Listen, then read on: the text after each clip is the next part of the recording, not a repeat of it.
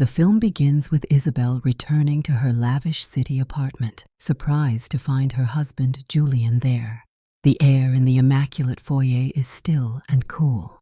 "I thought you were picking up the Vanderbilts from the airport," she says, her voice a mixture of surprise and something less decipherable. He turns, a practiced, easy smile on his handsome face. "They missed their flight. A storm in Zurich." He straightens his tie. "Which means I'm free to accompany you to the gallery party tonight." Isabel hesitates for a fraction of a second. "Oh, of course. I'll just go change then, so we won't be late." She leaves him there and enters her spacious bedroom. As Julian quietly pushes open the door a moment later, he finds her on the phone, her back to him. As soon as she senses his presence, she ends the call abruptly. "Important papers," she explains, her voice a little too bright. "I left them on my desk and was calling the office to have someone secure them." No one answered. She then moves towards her walk-in closet to get dressed, and he follows, his gaze lingering as he helps her pick out a stunning evening dress. They go to the party together, a perfect polished couple. There, amidst the clinking glasses and murmured conversations, she sees Leo. She excuses herself and moves towards him. His eyes light up when he sees her. "I thought you said your husband wouldn't be coming," he whispers, his voice low and intimate. "I was surprised too," she murmurs back. "He said he would." Leo leans in closer. "Lunch tomorrow." "My place?" At that moment, Julian appears at her side, his smile unwavering. She introduces them, her heart giving a slight, nervous flutter. "Julian, this is Leo. He's a painter. I saw his work at a downtown gallery and fell in love with it." Julian extends a hand, his grip firm. "An artist." "How fascinating. What brings you from the bustling downtown scene to a quiet neighborhood party like this?" Leo returns the handshake, his own smile easy and charming. "Isabel was kind enough to invite me." Julian's gaze sharpens slightly. "Did you study art formally, Leo, or is it more of a hobby?" Isabel jumps in, answering for him. "He studied at the University of California, Berkeley. Fine arts department." Julian's smile widens.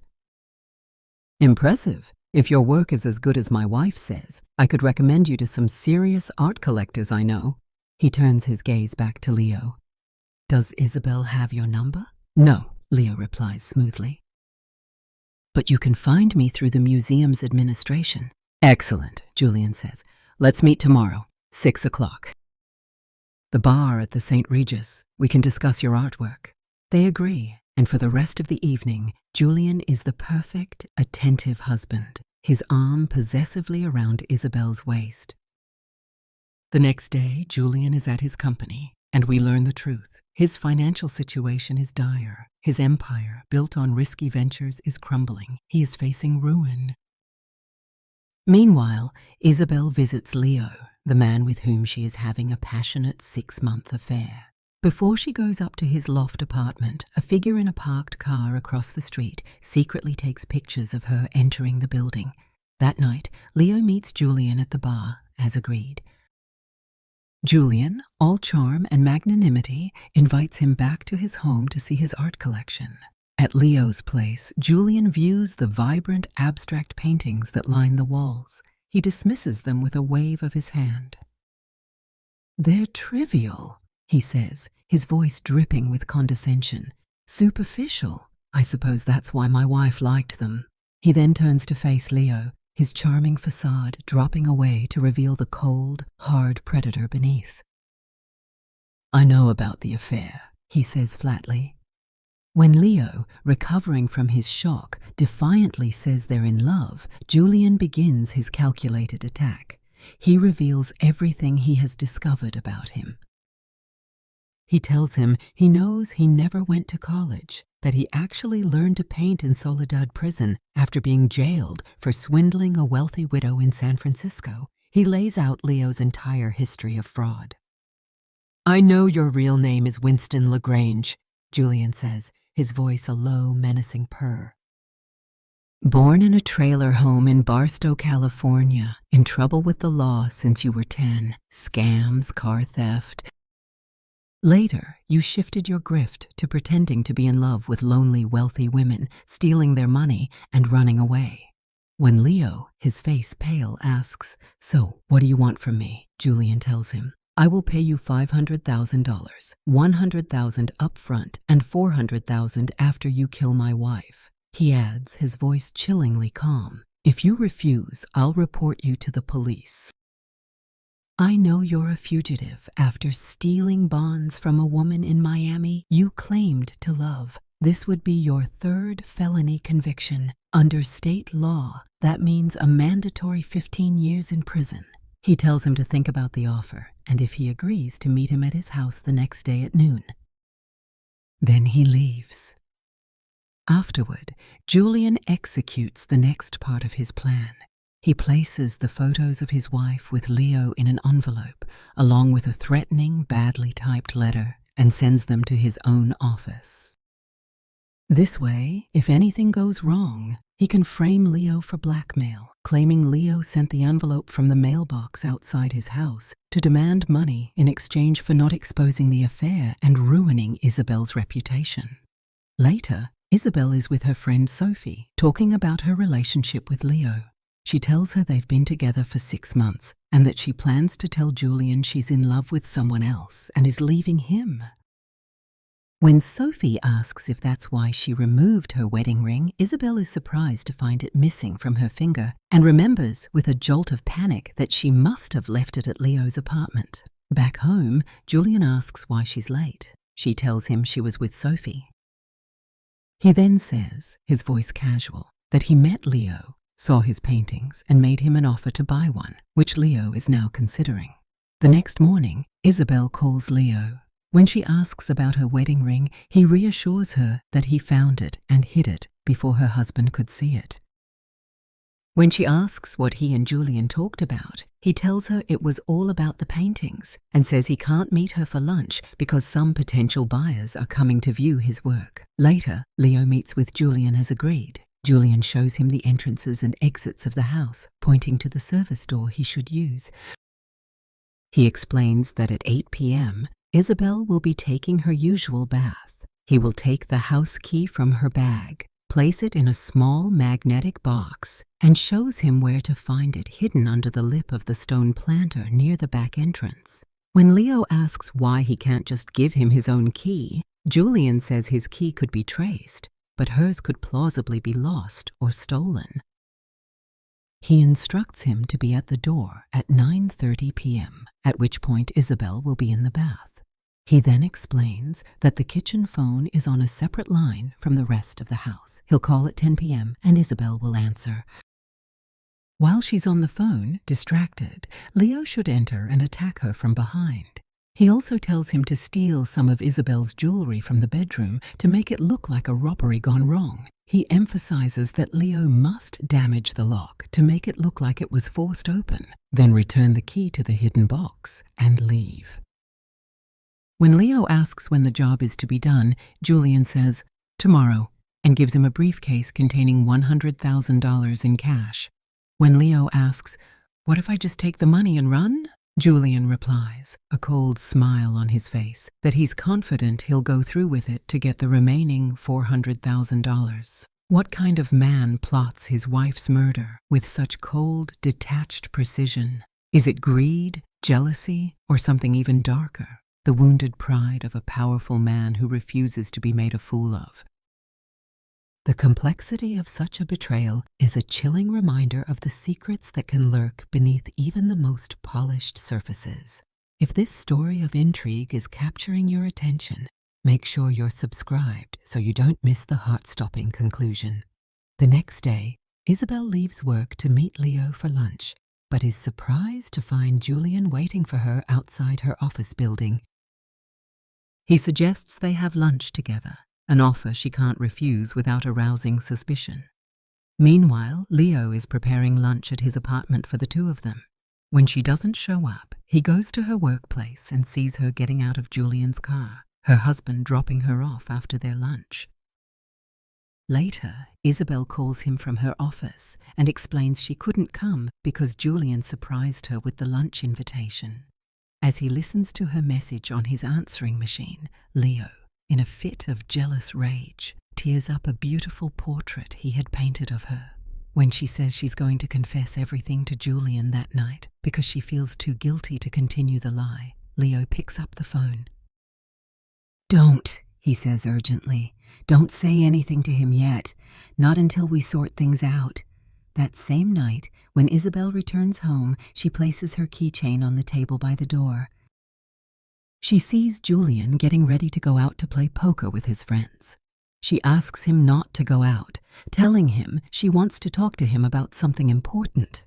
He tells her he has a long-standing appointment with his friends and can't miss it.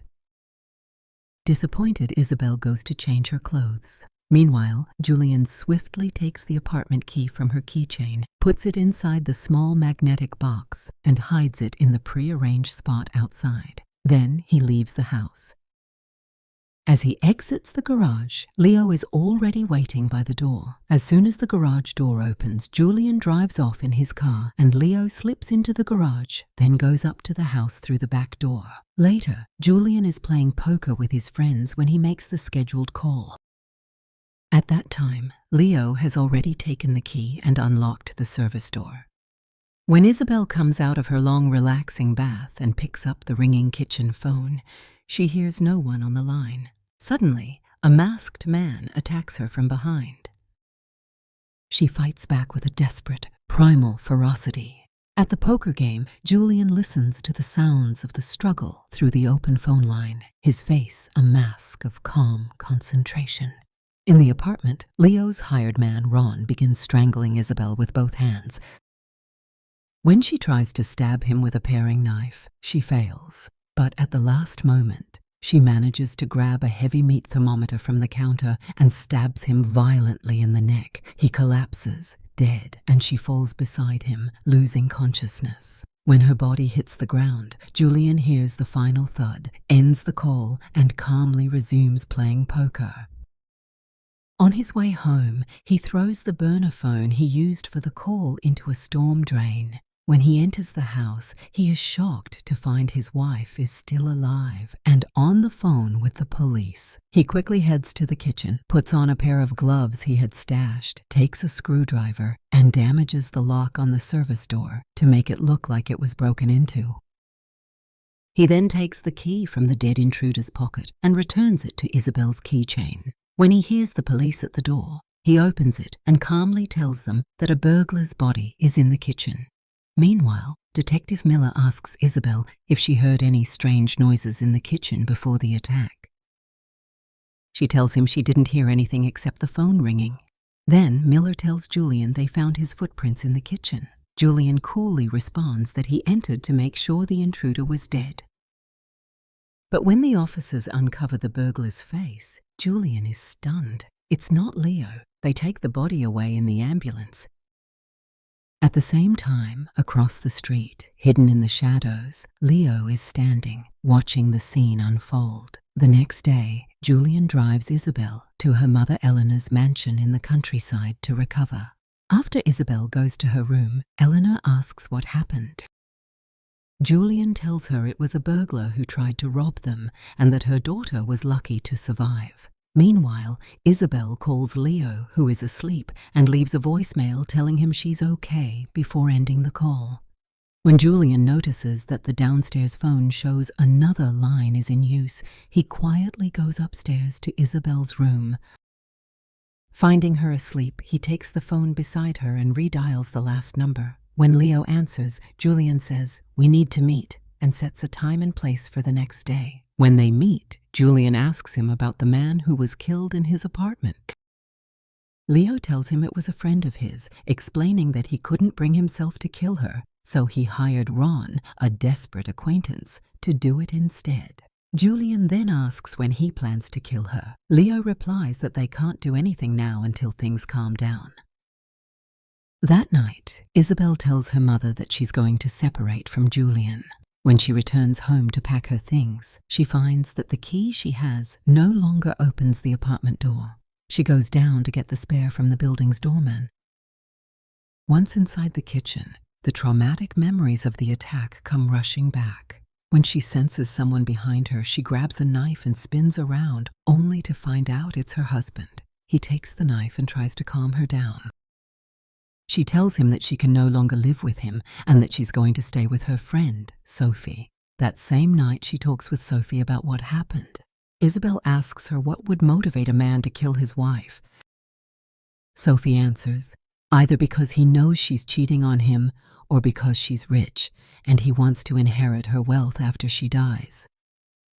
The next day, Isabel does some digging and discovers that her husband is involved in illegal financial activities, that he has lost all his money and is about to declare bankruptcy.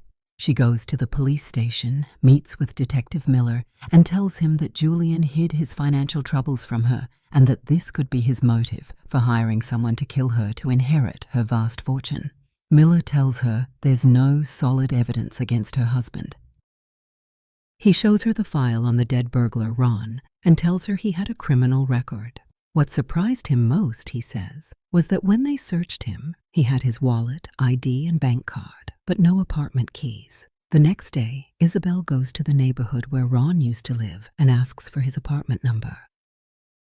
When she tries opening the door with the key she now knows isn't her spare, it opens. At the same time, Julian learns from his employees that their financial situation has worsened. He receives a phone call and tells his secretary he doesn't want to speak to anyone. She informs him that the caller claims to be contacting him on behalf of Isabel. He answers the call and hears a recording of his agreement with Leo to kill his wife. Leo then gets on the line and tells him the time and place to meet. When Julian arrives, Leo demands the rest of his money. When Julian refuses, Leo tells him that if he doesn't comply, he will send the tape to his wife. They agree that Julian will deliver the money within 4 hours. Julian heads to the bank and withdraws the cash from his safety deposit box. Upon returning to his office, he is surprised to find Isabel waiting for him. She tells him that the spare key she had, which she thought was for their apartment, actually opens the apartment of the man who tried to kill her. This means Julian must have planted the key. He confesses that he indeed put the key on her keychain, but claims it was to protect her. He claims Leo was blackmailing him, threatening to expose their affair unless he paid him. He shows her the photos Leo supposedly sent to extort him. He then shows her Leo's criminal file, from which she learns everything about his sordid past. She apologizes and asks for his forgiveness. He tells her he forgives her and asks if there's still anything connecting her to Leo. She says she left her wedding ring at Leo's apartment, and Julian offers to retrieve it for her. Julian then goes to Leo's apartment and finds the ring waiting for him. Leo tells him the plan has changed and that they'll meet at Washington Square Park. Julian takes the ring. Just before he leaves, Leo receives a call from a travel agency confirming his afternoon train booking. Later, Julian meets Leo at the park, gives him the bag of money, and Leo hands over the tape that recorded their murder agreement before leaving. That same day, Leo boards a train. Once inside his private compartment, he opens the bag and confirms the money is all there. Suddenly, Julian emerges from the compartment's bathroom and stabs him. Leo, dying, just laughs. He shows him a receipt proving he already sent a copy of the tape to Isabel, telling him she will receive it at home. Then he dies. Julian quickly exits the train before it departs and rushes home. He checks the mail and finds the package from Leo. He opens the envelope and takes out the tape. He then opens the safe in his study and places the tape inside. At that moment, he senses Isabel approaching. He closes the safe quickly and pretends to be going through work papers. When she arrives, he invites her to dinner, and she agrees. He goes to take a shower. As soon as he is gone, she suggests she'll go buy some food so they can have dinner at home. He agrees. As soon as she leaves, he goes to the hiding place where he had hidden the key for Leo and finds it still there. Just then, Isabel surprises him from behind. "I didn't expect you to return the key to its hiding place before coming in to kill the real intruder," she says, her voice cold as ice. She tells him she opened the safe and listened to the tape. When she tries to flee, he stops her. She hits him, and when she attempts to leave again, he grabs her and throws her back inside, telling her, "You'll never leave me unless it's in a casket." She grabs the gun she had taken from the safe and shoots him in the shoulder, then runs toward the door. He grabs her by the leg, causing her to fall. At that moment, she points the gun at him and fires 2 more shots. He collapses, dead. Afterward, Isabel is seen playing the tape for Detective Miller, telling him Julian tried to kill her and she acted in self-defense. What happens when the person you trust the most becomes the greatest threat to your life? Isabel's story is a chilling descent into a world of lies and betrayal. If this tale of suspense kept you on the edge of your seat, be sure to like this video, subscribe to our channel, and hit the notification bell. And let us know in the comments, do you think Isabel can ever truly trust anyone again?